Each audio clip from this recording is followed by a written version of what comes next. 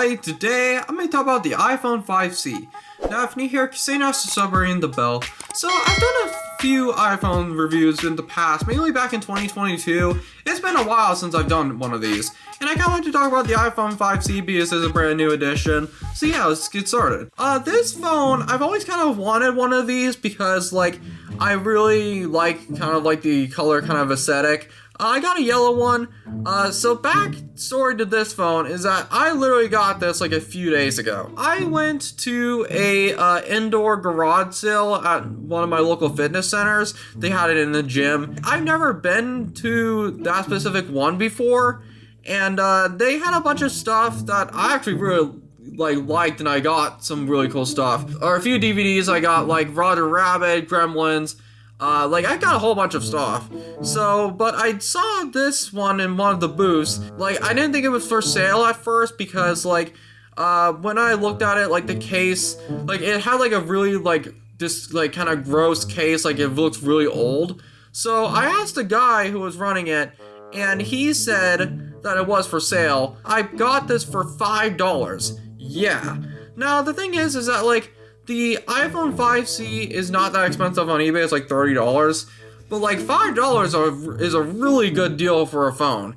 And originally I was kind of thinking about it. I was thinking about maybe I could go shop at another booth and then come back. But he did say I could offer $5 right now if you take it. It's actually in really good condition. Other than the case being not very sanitary and it was kind of gross, they actually took care of this phone really well. But yeah, so when I first opened this iPhone, it wasn't very good. Now, it wasn't anything illegal. When I looked at these photos, there were over 500 photos or something like that. I saw some kind of gross things.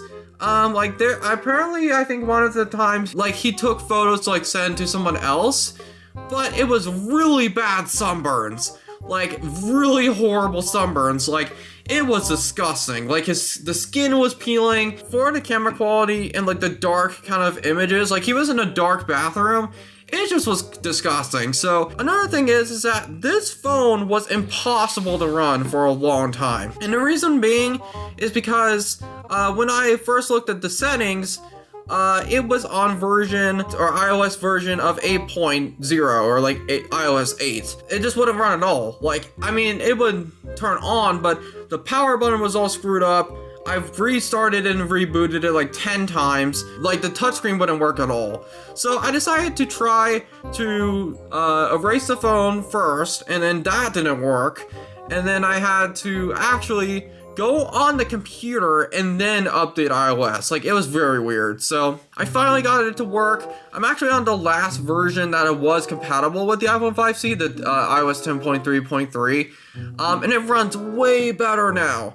It's kind of weird because I have an iPhone 4 that runs the iOS 7, and it still runs okay, but man, this was unusable on iOS 8. I don't know why. But yeah, so when I'm looking through these settings here, I realized that there was it's a 32 gigabyte model, one of the higher iPhone storage models that I have.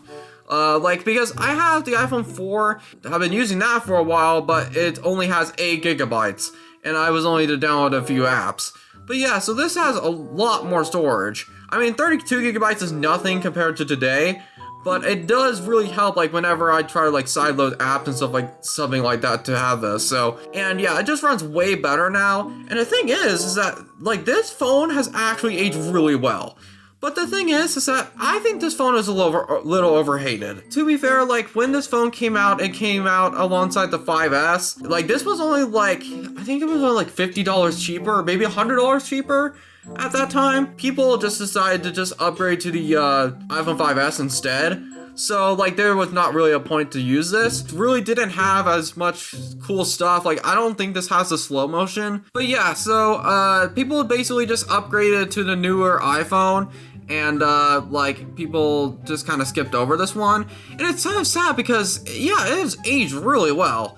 The thing about iPhones is that while they are expensive, when you look back at some of these phones, the fact that these displays still look really good, the camera is not getting the greatest of it, But like in real life, like the displays for how old these phones are still amazing. Like, and like especially like the brightness too. Yeah, it's just still really good. I actually downloaded or sideloaded some apps on here because unfortunately I can't figure out how to download apps like on my purchase section. So if I go over here, it shows up in my purchase apps, but I can't download any of them, which I think that's just because like this phone is so old. But it's kind of weird because I was able to do that with my iPhone 4, but I don't know. Actually, let me try to download this.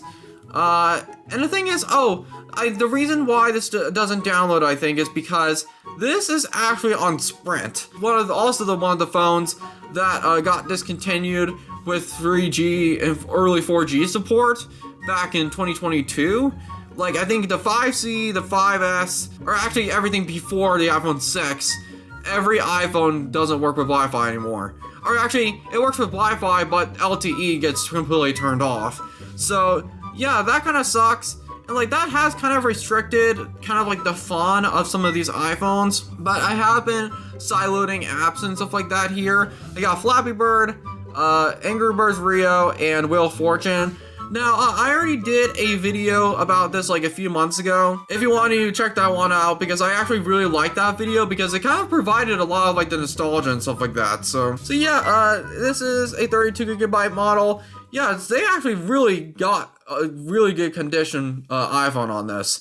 Like, this is actually really well kept. The person that I bought this from actually had everything still on it, including those horrible sunburn pictures. Pretty much everything was religious apps. Like, there was a ton of Bible apps and stuff like that. Basically nothing else.